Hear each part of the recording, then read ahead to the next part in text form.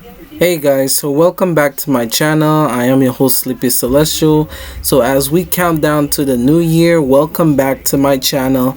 So we got two more videos that we're planning on making that will defy your belief about Core 3.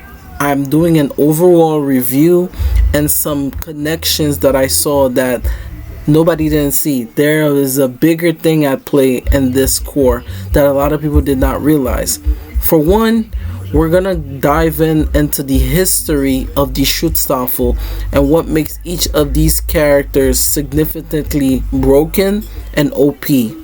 On top of that, we're gonna talk about some disconnections that made the Schutzstaffel even more powerful and what forced them to evolve.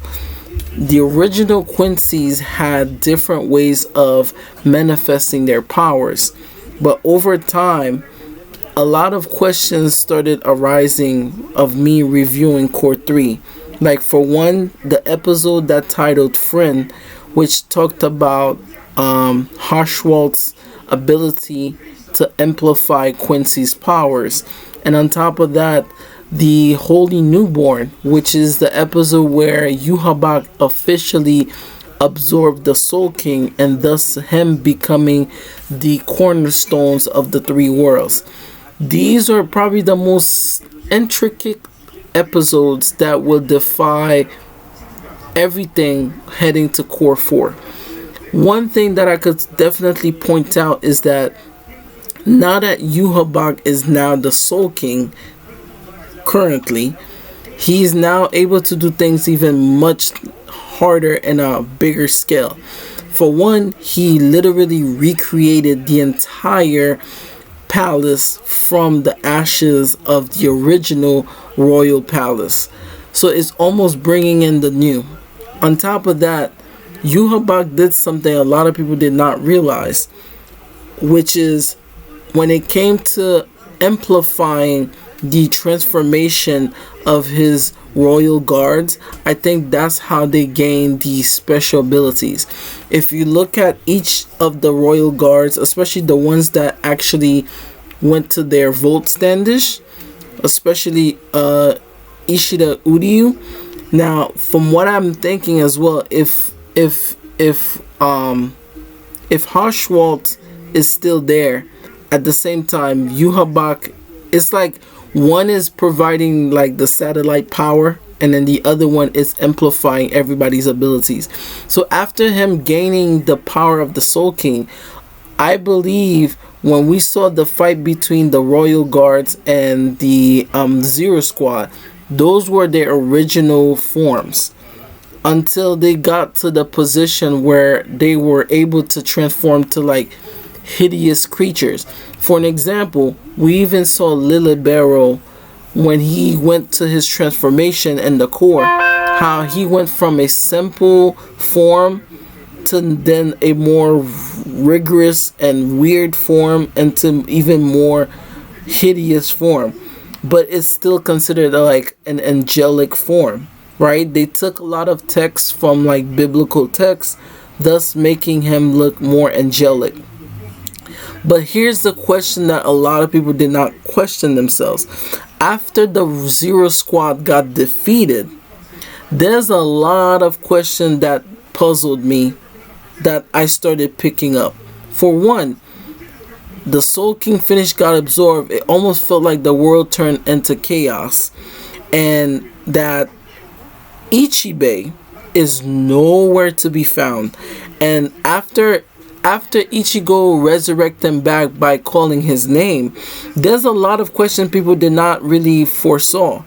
Like, if you're hearing things about if Ichibe is evil or not, or there's something he's hiding, you'll be the first to realize this on this channel, because there's something so ominous about Ichibe that I'm trying to tie my hands behind. What is he actually up to? You know, when somebody trying to let their guards down to pretend that they're weak, but they're actually not. They're just hiding. They're very good at hiding how strong they are. I felt like Ichibe could have took down Yhwach, but I feel as if there's a part scene that explains, and the visible answer, as well as my last words, as well as the confrontation between the episode 25 or 24 of Core 2, where it was explained that during the old times, even the first episode of Core 3, it stated that Ichibe could use 1,000 nights and bring it to the present time, right? But at the same time, I feel like he could have done so much more. And the scene where Yhwach was a teenage and then he fell down and got reborn, and that's when the Soul King literally created the 3 worlds. After that, he basically got his mind swiped, right? And I have a feeling the reason why we see the Soul Society the way it is, like stubborn and they don't want to change their ways, I have a feeling like the 2 parts of the Soul King, which we came to know, which is the advancement and the progression, right? The steal and progression. We knew that one part, which is Mimihage, fell down on the Soul Society. What if when Mimihage fell down, the way that the people of the Soul Society, the way that they think, especially like the way they approach things, they're very stubborn, right? It took them a long time to accept if Rukia betrayed them or not, right? This is going back to the very first episode of Bleach, or a couple of seasons of Bleach. And the second one is Pernita, which I feel as if when Yhwach took the hand of Pernita from Ichibe, I think that changed everything. I think him slumbering for 1,000 years, right, or 1,000 years basically, and him getting all of his consciousness back was due to the fact that once he got all of these abilities back, it was almost like Pernita kind of like advanced Yhwach, creating the Volt Standish that we see today. I think that Pernita's second ability was not just nerves.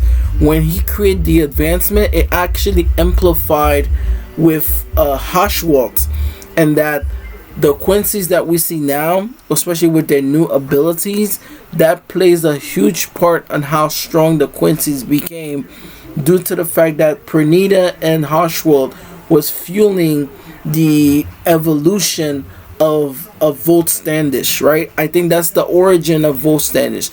Also, if you look in the background of the different seals of the Royal Guards Zero Squad, you can see it's like these little tree trunk templates. It almost feels as if they could also be resurrected. On top of that, we know that Ichibe is the only one that's able to resurrect himself by someone calling his name, and that each Squad Zero member is tied into the palaces that they reside. Because if you realize, Yhwach did not destroy the entire palaces. He actually just created them out of the ashes that was already there, thus making war wealth out of it. So something got me thinking, the only way for the Royal Guards to come back is to basically be resurrected from the different palaces that they reside.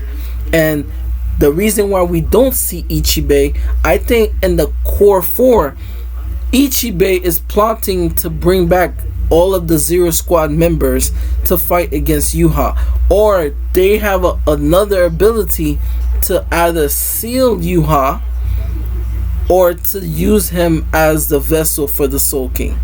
Because I don't think they're gonna just kill him like that. I don't think that's possible. But I think in the long run, there's more questions to come. But I'm going to make a part 2 to this video, which talks about the history of the Schutzstaffel, and that the first generation of the Schutzstaffel was present when Yhwach and Ichibe was having that meeting when he took the hand of Pernita from him. So see you guys in the next video. Like and subscribe, and like I said, Happy New Year.